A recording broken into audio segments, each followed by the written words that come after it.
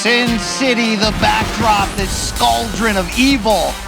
But we're here for good reasons. That's Canelo Alvarez, Caleb Plant, your super middleweight unification Saturday night. But this is Morning Kombat, and this is how we do it sometimes a little bit different. Brian Campbell, Luke Thomas, pre-game preview, and our special guest, Combat Sports editor, writer extraordinaire, sporting news and beyond, one Andreas Hale. Andreas, I just want to warn you here. I know there's a crowd, but this is real talk, like men do. Like men do? He doesn't have any idea what actual men do, so he has to think that this is what men do. We should know that there's a crowd here because we're in the lobby of the MGM Grand, and they keep thinking that the fighters are coming. Yeah, no, you can hear them. They're like, honey, Canelo will be here. He's not fucking here at all. He's not coming. He's not showing up. Right. I love to disappoint these people. But I'm here for that. This is a pregame preview, so you do have to drink. We didn't drink last time. They were a little upset They at us got about bitter drinking. at us, You guys so- realized Luke puked in a sink within a minute of the end of the filming. I did. Although that was from other drugs I was taking. But okay, here we are. I have a frozen margarita. You have what? We a have to pina do your colada. weird South American salute, right? All right, here we go. You ever done this? You ever cheered with somebody from South America? No, what here is we go. this? Arriba, pa abajo, el centro, pa adentro. That's what's up. Yes. Supremo, yes. Up, down, inside, behind. Before we get into it, Luke, I do want to shout out. I want to bring our flowers to our friend Andreas here. Yeah. Las Vegas' finest. Because when I look at the guys in the landscape of combat sports that I compete with, that I look at a triple threat right here. You can write, you can edit, you can work in front of the camera, and you can work boxing, mixed martial arts, pro wrestling. Yeah, but he does tweet about pro wrestling, and that's wicked annoying. You are you are a jack. Already? I'm teasing. We're just jack-offs. You're a jack of many trades in this combat game, so it's a pleasure to share. Hey, let's back up here a little, Andre. So you're the senior editor at Sporting News. Correct. How long have you been in Sporting News? 4 years now. 4 years. 4 years. Okay, and you've been in Vegas since '89. '89, yes. And you've been covering combat sports how long? Since Mayweather Hatton. So what was that? Jesus. 2008? 2007. A while ago. Wow. It's been a long time, man. Yeah. What's the funnest thing to do for a local in Las Vegas? Other than leave. Fight week is what I call urban loitering. When you mean leave, do you mean Nicolas Cage leaving Las Vegas? Because he left in a blaze of glory. In the words of Caleb Plant, by any means possible. Just get the fuck out. No, man, I like to watch people. If you come and you're drinking and you're having a good time, especially for fight week, I love people watching, especially you get to see the ladies of the night. You got to know the rates. Luke's a big voyeur, too, if you know what I mean. Or ladies of the day, either way. Well, they get paid any time of the day. The clock don't stop. But I enjoy it. First of all, we're going to get COVID here because none of us are wearing masks and none of the audience is either. Well, I'm vaccinated. I want to point that out. But okay, we are here for Canelo Alvarez, Caleb Plant. Let's start out with this. Chances you give for Caleb Plant to have the victory? 20%. It's pretty low. It's fair. It's low, but it's fair. It's a little low. Give me the reasoning behind that. All right. Canelo Alvarez is the best fighter in the world right now. Hands down. Bar none. Is there any debate? There's not, and this is a deep pool of guys in the conversation, yet there's no debate. There's no debate. I mean, we got Spence Crawford a new way, but there's no debate. There's no debate. Who gave Canelo the toughest challenge recently? Gennady Golovkin, right? Correct. Gennady Golovkin comes forward, throws a lot of punches, doesn't really give a fuck. You have to have that mentality against Canelo. Good technique, sets things up very well. He does all those things, but you have to not care. Like, you can't come to Canelo and try to outthink him. Yeah. Caleb's a boxer.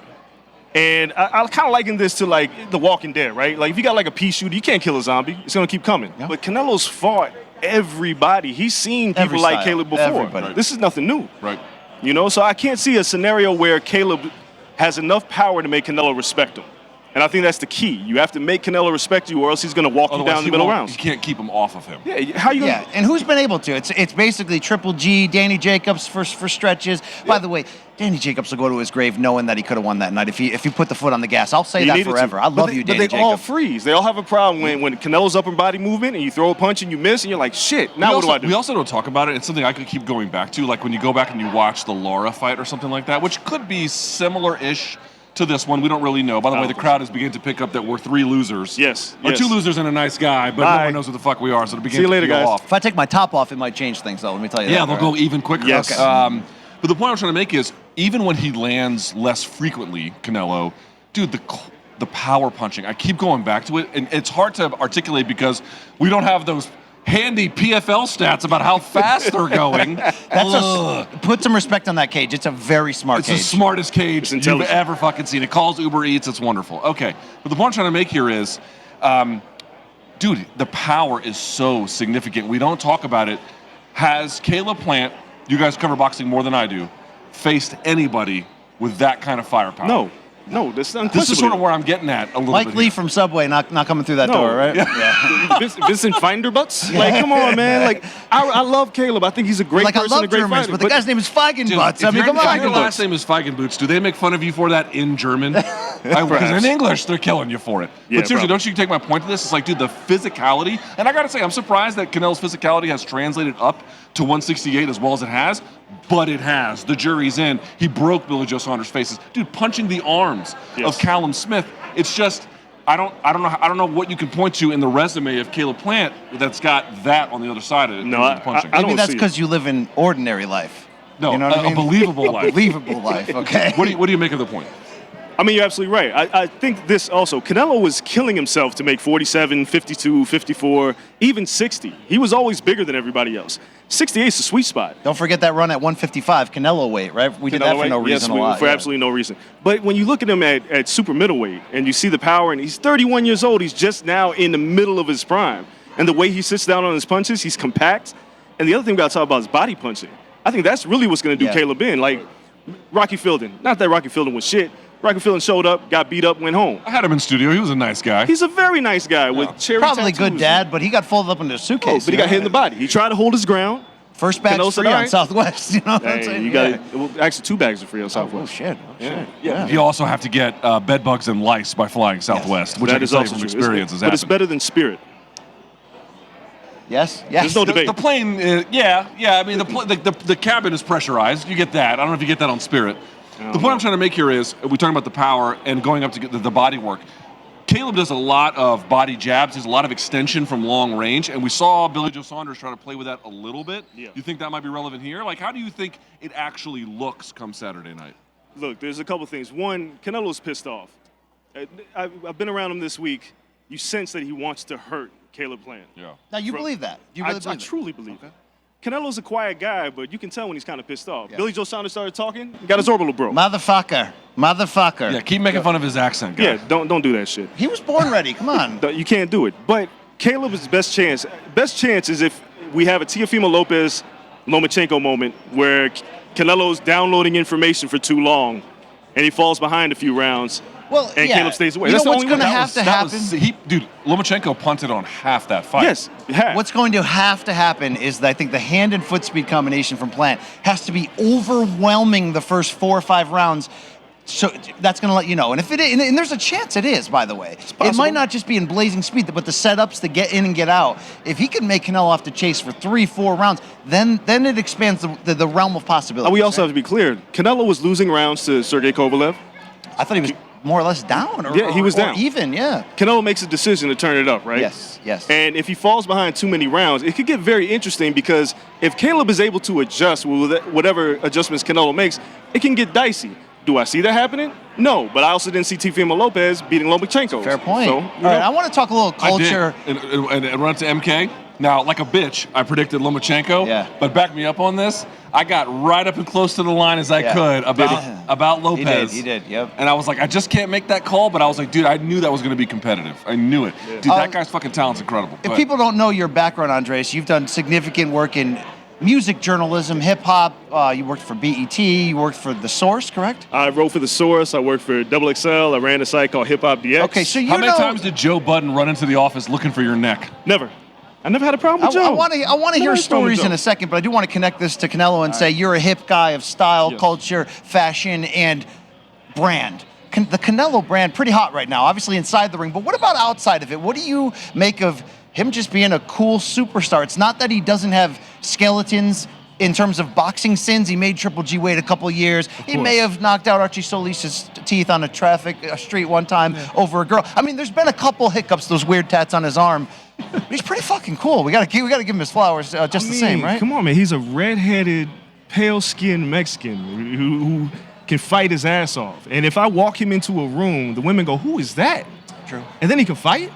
And especially in hip-hop culture, we look at somebody like that that's marketable, right? It's all about selling. The talent is only like half of the equation. Yeah. Outside I've of been that, riding that for most of my career, to be fair. Yeah. Have you? Yeah. I'm not surprised. Yes, you have no swag, and it's cost you immensely.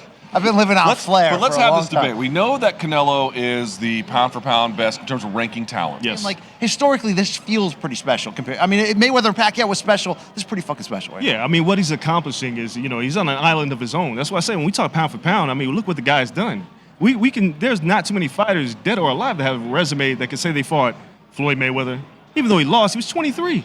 Miguel Cotto. And drained when he fought Floyd. I mean, he was so sucked down in that fight. I mean, Triple G he twice. walked down Triple G in the second fight. I mean, that's some. Come on, And Lara and Trout and it goes on and on and on with the sizes and the range. What kind of guy in your mind, if it's not Caleb Plant, what kind of guy gives Canelo the toughest time? David Benavidez. Reason why size. Luke. That's exactly my answer too. Yeah. But tell me what you think. Size, and David Benavidez throws a lot of punches from different angles. He'll keep Canelo busy, and there's ways he can win rounds by watching Canelo not do anything but to try to avoid his punches. You have to come at Canelo. You can't try to outthink that man. But I think Benavidez has the size, and I've seen him spar when he was like a kid, and he was fighting grown-ass men and taking their punches. I think he can deal with Canelo's power as well. I got a perfect transition there in what you're saying. Yeah, but here's my transition. BC's halfway through his drink. Yours is turning into a pumpkin. Do you have plans to put that drink through college? I mean, what's going on? Yeah, man, I'm babysitting. Yeah. I know the rates. That's interesting. You like Benavidez. I would have liked Jamal Charlo at one time. I'm also I interested didn't in that. love his last title I don't defense. think Jamal's last fight was not his best. But what I love the most is what you said is you got to come at Canelo. Yes. I know now I'm talking about a press conference in September and not a fight, but Caleb Plant came at Canelo in a way that we've never seen. Now, I've been hyping that up, but, I ran the Q&A at the press conference yesterday, and I tried to kind of stir that up, and Caleb's just like, you media people are playing that up kind of more than it is. I think it deserves to be more than it is. He stood up. It's like you guys slapped each other in public. We're playing it up more than it is. That was a pretty freaking big gesture. Whether he gets smoked or not on Saturday, in kind of, doing the billionaire strut and being like, "What you got?" I mean, that was impressive. I mean, you got to do that, right? Like, you got to set the tone. But they don't do it. Callum Smith not doing that. They're... So Caleb said a thing that was interesting to me. He said a lot of Canelo's opponents lose before the fight starts. I tend to disagree with that. I think they all come to win. And I think about 2 rounds in, they realize, I can't hit this motherfucker. Yes. And then they go, I can't, I'm not throwing punches anymore. And he's chipping away at whatever gas tank or will or punch resistance. I think Smith got halfway through that fight. He was like, I probably just want to hold on and not get worked. I just want to go home. 10 seconds in that fight. Billy Joe was making a bit of a run halfway through that fight, but then he got his shit crushed, and so the whole thing was. Who is, in your mind, have you ever scored a fight against Canelo? Yes, Triple G. Which one? The first one? Yes. Tell me why. Triple G was busier. Triple G landed, I thought, the harder, cleaner shots. I thought there was a few rounds that Canelo took off that I clearly gave to Triple G. Yeah. There were swing rounds. He gassed a bit. He in the middle of the fight, yeah. So there were swing rounds I thought could have went either way, but I leaned towards Triple G, and I think I had him winning 8-4 in that fight. 8-4, yeah. King Mo will go to his grave, by the way, defending Canelo winning the first Triple G fight. I love King Shout Mo out to too, King Mo but he's right wild there. for that. I'm a little more on the extreme other side, even though I'm obviously no Canelo hater and have respect for what he did. I scored both Triple Gs against him. Lara 7-5. I even had Trout in real time, and I get heckled for years. I rewatched it. It's more of a draw to me, and people still want to heckle me. That's fine. I guess my point is he's been there before. As you can either look at it 2 ways: as a guy who gets the benefit of the doubt no matter what, because he's a star to some degree. I don't know. But also, he tends to do these things that the judges reward, which is not waste punches, and when he land pretty freaking hard, and oh, by the way, to your point, not take a lot of damage in return. Really, Triple G and who else consistently put it on Canelo? Well, check this out. Canelo's landed 47.5% of his punches. Half, basically. Almost half. You know how absurd that is? That's insane. efficient as shit. And also never been down. Never been down. It's ridiculous. Opponents only land just barely over 20% of their punches. What are you going to do? If you can't hit your mark and you're getting hit, you lose. But you know what? We're kind of going over the minutia of Canelo a little bit. Let's do our best if we can. See if you agree here, BC. Okay. As the liquor runs through my veins. And the sugar. Jesus Christ. That's more sugar than liquor. Yeah, this is more sugar than you should have in a week. Thanks for diabetes. You're welcome. Type 2. You can work on it. Okay, here we go. Caleb Plant. Give me your favorite, not even his best. What is his favorite performance by him of you? Like you watch it, you're like, wow, man, I love that fight from Caleb Plant. Oh, man. It's funny because I love the Mike Lee fight because he didn't waste any time and just beat the shit out of him. I mean, with Mike Lee, went back to I know. Do you want turkey or ham on Yeah, he was like, hey, Subway, what's up? Now he's hanging out with Jared, Yeah, I mean, when he fought Jose, I thought Caleb had a little bit of adversity. He was a 5-1 underdog that night, and he came out with the victory. And Would you agree that Jose Uzcategui in the last 2 to 3 rounds was kind of putting it on him a little? Caleb gassed. He looked tired late in that fight. He was doing a lot of moving. Yeah, and he was tired. There was some decent body work going both ways. But he was brilliant up to that point, Yes. Caleb. I mean, that was a fine performance. But when I saw him gas a little bit, I was a little concerned, and I was like, shit, you can't do that with Canelo, or you're gonna die. So I think what we really needed was to kind of see him take another big step before this. If he would have fought David Benavidez, we would know a lot more about who Caleb Plant is right now. If he would have defeated David Benavidez, but what we don't know is the hard part, because he talks a really good game. He's saying all the right things. He lets you believe that there's something we don't know. And we've covered combat sports long enough. Sometimes in the right fight, think Tyson Fury against Vladimir Klitschko, people make this leap that you're like, I mean, it was kind of the leap he made in the Uzcategui fight. I thought he was going to be just this white boy, right? And it turned out to be, I don't know. I'm holding out hope for the competitiveness of Saturday, and to see Canelo have to react to that specific brand of style. I almost want Caleb to have his best performance and see if maybe he's right. Maybe there's a reason he can get jacked up to one more level that we haven't seen. I think he has no choice, right? I think he believes everything he says. There's a lot of fighters who talk, and we look at him. You've talked to him before. It's like, you don't believe that shit you're saying. Caleb truly believes that he can beat Canelo, and I think he's going to come to fight. He's fought for respect his whole life. You come from a place in Tennessee with a population of 5,000 people, and half of them are probably on drugs, and the other half he's like legit living in a trailer, right? And mom on drugs, a proper van down by the river. Yes. I mean, Richie Plant, his father, is telling me that they used to hold hands to create a ring. This dude's been through adversity and fighting for his respect his whole life. You think he's not going to show up to fight? You think he's going to check out? Yeah. I think he's gonna. These and guys he lost his daughter. His mom's death was very, and that came right after his title win. I mean, he's been through it. Yeah. So some guys, when they say I'm willing to die in the ring, I don't believe half of them. I don't believe like 90% of them. I'm not saying Caleb's willing to die in the ring, but I say he's going to fight until he can't fight anymore. But now let me ask you the key question in response to that, because I've been saying that same thing, and with Luke talking up the storylines heading into this, the same thing that can give Caleb Plant potential success, which is the by any means necessary, is also the same thing that could speed up his exit. Well, to be frank, the aggression could get him fucked up. Yes. Because if you choose to hold your ground with Canelo, and you're a taller fighter, so let's say you kind of hunch over, all this is open. The body, and I think Canelo's going to try to sink one in that body real quick and take the wind out of those sails. His left hook to the body is an absolute Not since Miguel Cotto punch. Not since Miguel Cotto have we seen a left hook that just freezes people. And I think that's what he's going to aim for with Caleb. And it's not going to be headhunting. He's going to have to shut Caleb's body down. And I think that's a body punch is going to do it. How do you attack a mover? You don't try and chase this, at least not initially. You just break it all down because that's what's available to you. It's harder to get out of the way. Exactly. Definitely. So are you expecting... I'm not going to say the Lara fight redux because Lara has a very different style, but something on the lines of Canelo pressing and Caleb on the outside, laterally moving? No, I think Caleb's actually going to try to meet him in the middle of the ring early. Ooh, really? I think he is. I think he's a stick and move with flurries of combos and just try to swim and not get wet, as we say. I think Caleb's going to show up to fight. No one in boxing has said something you repeat more than that. Swim and not get wet. That's a Campbell catchphrase. Richardson shit right there. Get merch for that? I should add that to our merch collection. Hopefully we'll be seeing you and your family wearing this moving forward. All right. No. Yeah. All right. He's like, I'm keeping the women and children away from your shit. I say the exact same things to him. Go ahead. Yeah. Sorry. No, but what I think is Caleb's going to meet him in the center of the ring because he knows he has to get respect. I think if he boxes from the outside, Canelo smells food. So if the fight starts and he's on the outside, you're already red flag territory. Yeah, because I think Canelo, again, I think he wants to punish him, and he's going to hunt him down. Caleb moves very well, but Canelo also cuts off the ring very well as well and goes to the body. So I think Caleb's going to try to get his respect early. Maybe he backs off a couple rounds in and tries to use the jab and fight from the outside, that long body jab. But I think he's going to try to get his respect. Do you think Canelo doesn't like Plant because he shaves off his widow's peak? So he can have the hair go straight across? Which, by the way, is you're maybe saying I'm going to catch a fighter around the corner at one time. Vitor Belfort, when he was like on TRT, he had like 5 haircuts, and that's the worst thing I've seen in MMA.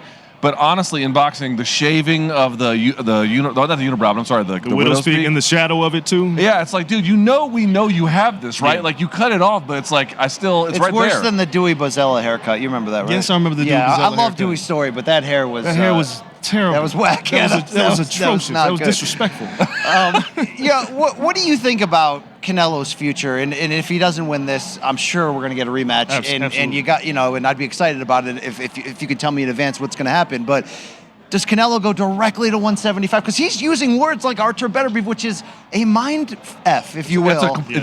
Even imagining the face-off of that, it's hard to imagine. It's hard to. It's like UFC 1 or some shit. You know? It looks crazy. But I think Canelo, he truly doesn't fight for money. He fights for them belts. Yeah. The question is, well, who's got a title? I want to come and get it. I mean, at 68, he will have all the titles, but the Benavidez fight is not only a fight, but that's a good pay-per-view. And then number 2, Jermall Charlo, I still think is very sellable. I think Canelo's too big, too strong, and I like Charlo a lot. Charlo's fucking big, dude. He is big, but is he able to use his size? Is he able to be aggressive enough? And what's fair, we're talking about the people that didn't commit. Miguel Cotto didn't commit in 2015. No. And I don't. But he was. You know what's crazy? He was a little okay, washy. but Freddie Roach was his trainer, and what Freddie was able to do was reactivate the left hook that Cotto used at 35 and 40 and was a destroyer, and he brought it to middleweight. And Cotto, remember the Danny Gill fight? He's just out there just slinging left hands. Yes. Everyone's like, if he could really make Canelo pay early with big left hands, this could be a fight. And dude, the second he tasted Canelo's power, it was like he went into boxer mode. Even Freddie Roach to this day says, I don't know what happened. He was supposed to throw the left hook, I mean, Canelo was also a giant on that night. Yes. He was an absolute giant. Miguel Cotto was very small in that fight. And he tasted that power and was like, I'm done with this shit. And that was the only way he could have won that, Yeah, which was like, I'm going to stand with him and shoot. Reckless abandon, man. You got to fight and not care. A lot of guys, they care too much. I don't blame them. Yep. I mean, you hit me, I'm going to bitch up. You know what I'm saying? I'm like, all right, I'm cool. Made a career out of that move, All right, Andreas, let's take a pause here because I want to also talk a little bit about Canelo and what happens if he wins and global superstardom potential, where he ranks among Mexican boxers. But first, let's talk a little bit about you here. So you used to work in hip-hop, yes? Still do. Still do. What is the best and worst thing about working in that industry? The best is, I mean, if you're a hip-hop fan, I mean, just around all these people that you've listened to, especially now, it's like when I meet people like Rakim or legends and things like that and get to talk to them about making music, I'm always impressed by shit I can't do, right? So when I see somebody make amazing music, I was like, all right, I get to meet them and talk to them. The worst thing about it is the industry's so seedy. I don't know if it's as bad now, but it's bro, we're in boxing right now. Well, I was going to get to that, right? Like, I was going to say, like, I transitioned into boxing and was like, oh, man, I could do this in my old age. It's not as dirty. And then I got in and jumped in the mud, and I was like, shit. Yeah, shit is the right word. This is the Brazzers of sports. It's really quite seedy. Brazzers, I appreciate that.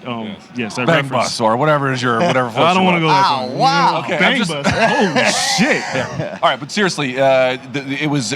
So why did you make the change? I guess if it would. I mean, I grew up. Okay, so this is not a moral upgrade to come to boxing. No, it's not. But I grew up liking watching people get punched in the face. I was a pro wrestling fan as a child. My grandmother used to take me to the garden. And I saw wrestling as a kid. And my grandma's side, they're full-blooded Italian. So we grew up watching Boom Boom Mancini. And every time Boom Boom fought, it was like a party at the house. And I just enjoyed the idea of two people in the ring, nobody else to tell them what to do, and you just fight until somebody goes to sleep.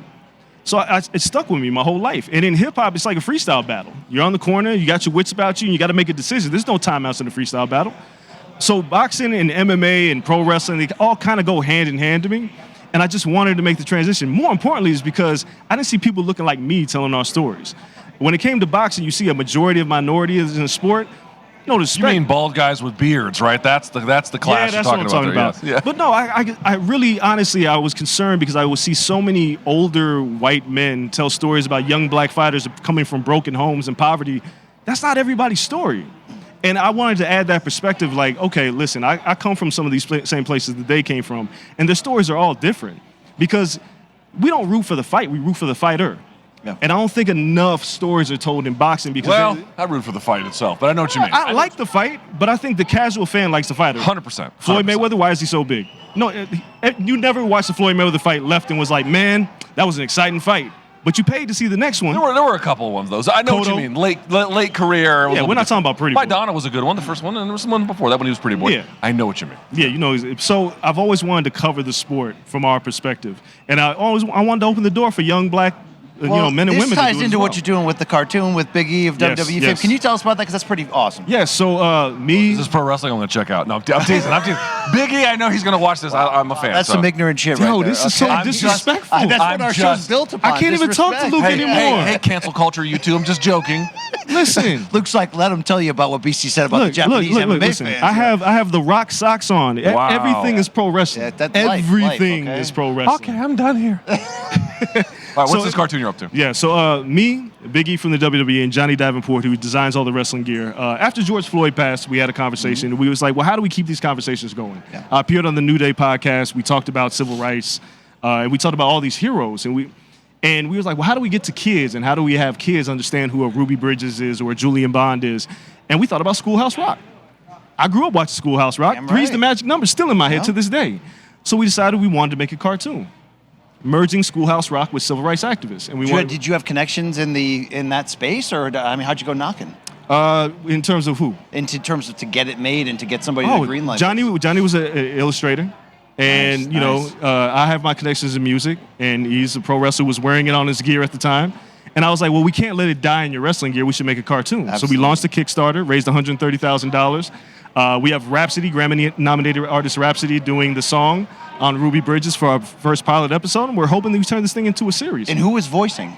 Right now, it's supposed to be Big E. It may transition because the WWE has, I know how they do. and things I know like how they that. do.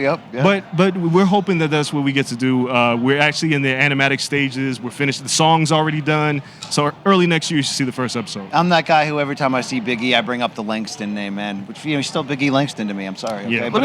But by the way, that's a fantastic project, and I'm. Congratulations on all that. Hey, one thing I've learned is that combat sports fans love it when we talk about race. Yeah. Huh?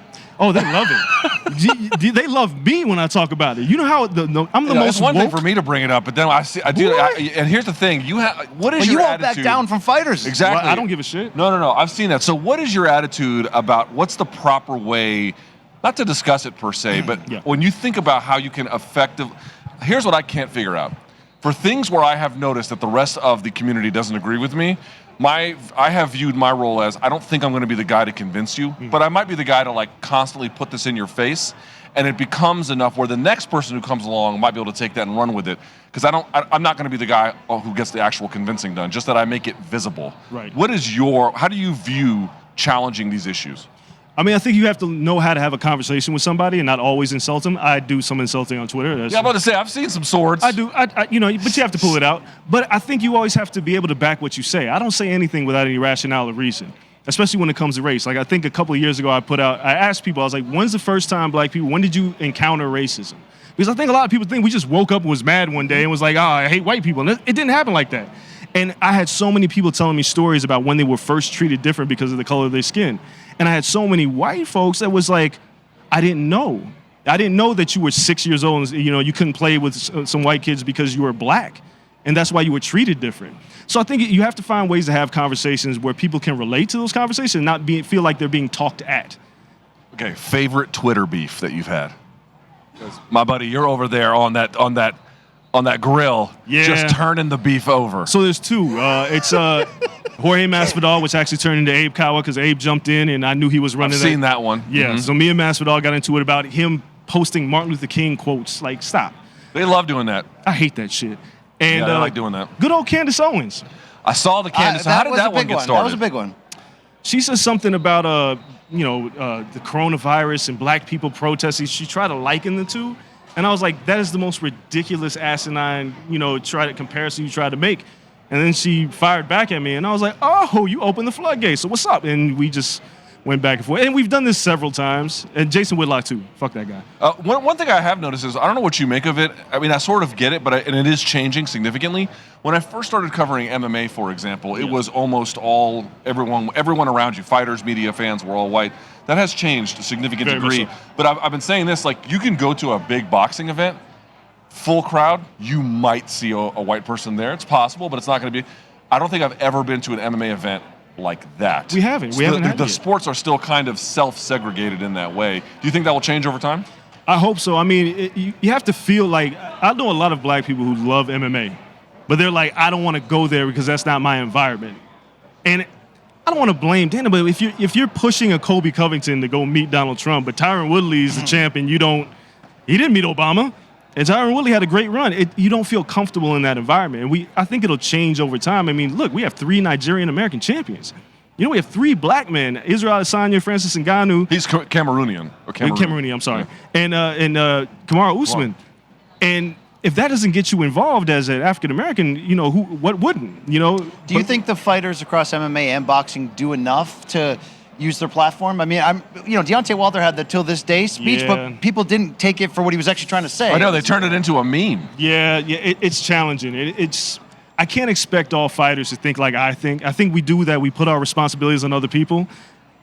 I mean, all fighters, that's not their story, and that's not what they want to do. But I hope that more of them get educated and step up and want to say something, especially over the past year with the pandemic and seeing the George Floyd protests and seeing Trayvon Martin and so on and so forth. I'd like to see more people use that platform, but I understand that there is a danger and a responsibility because you don't want to alienate a potential fan base. I get it. I just don't agree with it. I don't care. All right, who is the coolest person you ever worked with when working in music? On any project, for any reason? Kendrick Lamar. I did Kendrick Lamar's documentary. That's right. Yes. How was that? That was incredible. You've done some shit, man. I know. I have, man. I have. How old are you? 42. Fucking. You're 42? I'm an OG, man. You're my age? I'm 43. Oh, Luke's 42. That's old. why the crowd thinned out. We're just 3 washed guys up here. I'm surprised y'all are still here. We really appreciate all 7 of you out here checking us out. But we did get booed by my dad over there, so what are you going to do? Thank you. That's actually the guy renting from your dad. Yeah, It's renting, about time that's right. you go check on that property. This is the guy my dad wants me to evict. But it's doing that with Kendrick Lamar, actually the whole TDE crew. Funny thing, because Top Dog, the president of Top Dog Entertainment, we met over boxing. And he was a big boxing fan. And I got to go to San Diego, LA, and Arizona after Good Kid, Mad City dropped. And I followed Kendrick and the team around and filmed and produced a documentary. Probably one of my favorite things that I've done. And I worked with Jay-Z on his Life and Times website. What was he okay? Jay-Z? Was he too big? Was he too cool for school? No. Here's the story. I left BET, and I got a call. Jay-Z's launching a website. I was like, yeah, okay, whatever. Come to the Rock Nation office. I went to the Rock Nation office. I sat down, and they was like, hey, you cover boxing. Andreas. He walks Terrible in. Jay-Z. No, it's terrible. Jay-Z walks in, and he stops, and he was like, oh, you're the guy who covers boxing. I love boxing. Jay-Z loves boxing. He's like, we got to hire him, and he leaves. I didn't hear nothing for a year. A year later, I get a call. It's like, yeah, you're hired. You're going to be doing boxing content, MMA content for Jay-Z's Life and Times. All right, I've stopped many a conversation with Luke and said, why are you in these sports? Go do some bullshit politic thing or yell at people for using bad grammar. Why the hell are you in these sports right now, because man? I love it. We need people like us to open doors for the next generation. Very fair. But then you got to have a little crazy in you to want to getting in the barnyard and rolling around in the mud. Dog, okay? I like to see people get punched in the face for a living. Yeah, I grew up loving this shit, so I'm never going to leave. I mean, when they fought, when Canelo and Caleb Plant fought, Luke's just like this. I'm like, yeah, get that what shit. I'm talking about. I like. Look, man. Talk that shit. I say this all the time. If we're at an intersection and there's a kid on the corner playing soccer, This is the Dana White This speech. is the Max Kellerman. No. Dana did this on 60 Minutes. he probably stole it from me. But if you have an intersection, football, soccer, basketball, and 2 people are fighting, no matter what age group you are, you want to see what's happening with the fight. No, What I'm about just. if, You know what what about I'm doing? the other corner had I'm two leaving. Had 2 I'm people just leaving. No, making I'm out. not. Two people. That might push boxing aside. I'm going but I to go to think the you're corner right. like in the last episode of this where they're watching pornography. That's what I'm going to do. That's a lot. I'm gonna drink to that. I need to catch up. Yeah, Shit. With your disgusting red diabetes. Yo, this drink. shit is disgusting. I'm gonna get high blood pressure, high It cholesterol, looks diabetes. terrible. I'm not gonna make it to the fight. Let's talk, I mentioned this before. Let's talk about it now. Canelo, right? Okay, so let's say he captures this. First guy, 168. We're at a point now where we have to start putting his name in extremely rarefied air. How close is he in your mind to all-time best Mexican fighter? Very close. I think he's maybe if he's undisputed, we gotta have that conversation. I mean, we should already be having the conversation. Who's the greatest Mexican fighter of all time? Julio Cesar Chavez. Chavez beat a bunch of cans on his way up, right? A lot of people. Blasphemy. Hey, he did. He beat I'm cab. teasing. He beat up cab Why drivers. don't you ask the people that? All right. No, I'm not gonna ask people that. Not tonight. Not tonight. We're not gonna ask people. But he lost. I thought he lost to Pernell Whitaker. He obviously lost to Frankie Randall. He had an amazing winning streak. But even then, you look at Chavez's record. Did he move through weight classes like Canelo did? Was he as impressed? I mean, I'm not sure who does really. Exactly. I mean, Pacquiao was the only comparison on that. That's it. We're not only. do you rise and have success, but you get greater as you climb. Even better. You know? We rarely see, and he's 31. I keep saying this. He's ridiculous. 31. He wants to fight 4 or 5 times next year. Who's doing this? Nobody. And with that leverage, he could totally, I don't want to say pull a Floyd because Floyd ended up fighting everybody, Yes. even though we sometimes go back and forth with him. But it's like, with that leverage, dude, you could be fighting you could be looking for MMA fighters, you could be doing whatever the hell you want. And he's like, difficult style, well, he's got a belt, I'll fight him. This guy, no one knows him, I got to fight him to keep my belts. I mean, he's just doing... I can't knock it. He's just like employee number 8 and just going in there and getting it done, you know? Yeah, so easily, greatest Mexican fight all the time. Yeah, we could cast that aside. That's going to happen. Yeah. I think we're going to have this conversation of where he ranks in the greatest pound-for-pound fighters of all time, because he is actually doing pound-for-pound things. There is one fighter on the planet right now that, you know, if we get really honest with ourselves and we give this guy a great training camp, I think he can beat Canelo. They used to call him Andre Ward. He's big on the Ward beats Canelo argument. You know are you? what? So what you know? You know what? I'm not necessarily mad at this because I think Andre Ward doesn't get his flowers. Never. That was a bad man. And he retired, and I think a fight with Canelo And if he fought would be a incredible. and if he fought a bully, he would. Remember when Bika Yes. tried to get dirty? I mean, he would get dirty with you if he had. He to as seems well. like he's the guy who has the talent to do Yes. it. Whether or not he is sharp enough given the time off and then That's given right. the age makes it hard to know.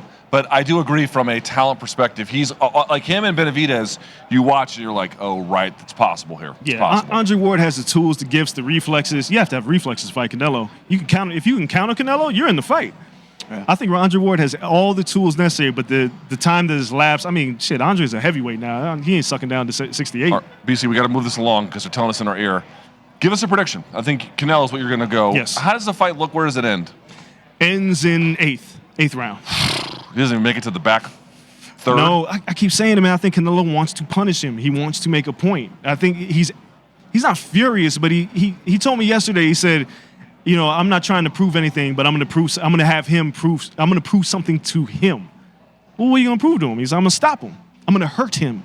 Yeah, like it sounds stupid to us, like we're just talking shit, but like he really takes it personal when people. Remember when Andrade tried to cut off his press conference? Yes. Remember when Laura came up to his press conference and got next to him and was like, please, please, I would love to fight you, and was like so He doesn't polite, like and Canelo's like, get the fuck out of here, nobody knows who you are. I mean, if you sort of, you know, do something to his honor, you're gonna pay, and that's. I guess it that's also old sounds school, a little right? bit diva-like, but I got to be honest. It's dude, kind of here's- old school though. It's old school, and also, dude, like, you know, is it a little diva-like?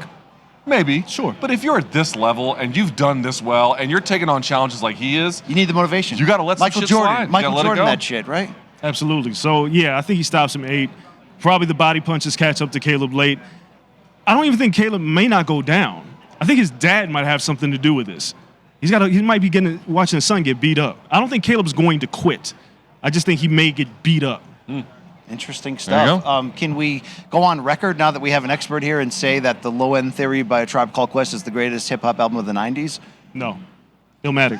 Can we get any more microphones? Like, I'll just keep dropping them. Okay? I love Low End Theory is not even the greatest tribe album. I get that. Midnight I get Marauders that. is the hey, greatest. can you get that. tell I get me that. what Nori was talking about when he said, we light a candle, run laps around the English Channel, Neptune's got a Cocker Spaniel? Are you really asking me to decode Noriega lyrics? I do like Nori, and I I've love always Nori been like, too. I was a freshman in college. I'm like, dude, I just have a question to my hallmates here. What the fuck is he talking about? Nobody knew. Okay. all right. Okay, the greatest white rap album of all time is Something by Apathy the 'cause he's Cactus from album Connecticut? by Third Base. Come on, speak to that. You know, I'm not going to argue with that. that's legit, right? Third base Cactus album, Gas Face. That's better than Brooklyn Queens, Marshall Mathers come on. LP or Slim Shady LP? I love Eminem. See, I don't. I love that version. I was big on it. I worked at Hip Hop Site. At Hip Hop Site, we used to do Eminem's website before he came out. Okay, I see. But so all the early Eminem stuff, I loved it. Can you admit that the stuff he's putting out now, it's like the equivalent of, it's like when Metallica put out Saint Anger. Yeah. It's like dad metal. You're or talking like, about Triller dude, headliner his whole Metallica? shit where he's like, I'm not afraid. You sound like Kermit the Frog, and it's like Christian rap. I don't want to hear a guy gangster rap in about how much he loves Jesus. It totally doesn't sell me at all. That's what Eminem comes across as to me. I'm not a fan of the latest stuff. I feel like he's an artist that got stuck in an era and hasn't figured out how to get out of it while his contemporaries have all grown up. Yeah. Funny story, you don't. You get stuck in the area you were born into. Speaking That's of it. artistry, guys, we did the business, and it was great to have. Did we you. talk like men? I don't know. Did we talk like men? Little manly. I didn't drink like some I of can us tell you what drink we like. did. I can tell you what we did. We chased, This is we not chased away the drinking like audience. men. Some of us drink like like women, I think, you know. I mean, we drank fucking frozen daiquiris, guys. Like, what is this shit? Yeah, well, this is Like Vegas. men This do. is your town. Real talk. Yeah, I don't do this. I was drinking mop, but give me a whiskey. This is what tourists do in your town. Yeah, That's what we do. I don't All know. right, for the great Andreas Hale, we can find you on where on Twitter specifically? At Andreas Hale on all social media platforms, obviously at the Sport News and all that good shit. Follow me. You may not like what you see. But it's real. It's real. It's real men talk. Like men do. That's Luke Thomas. right. I'm BC, Brian Campbell, MK all day, like basically every day. Love you guys. We out.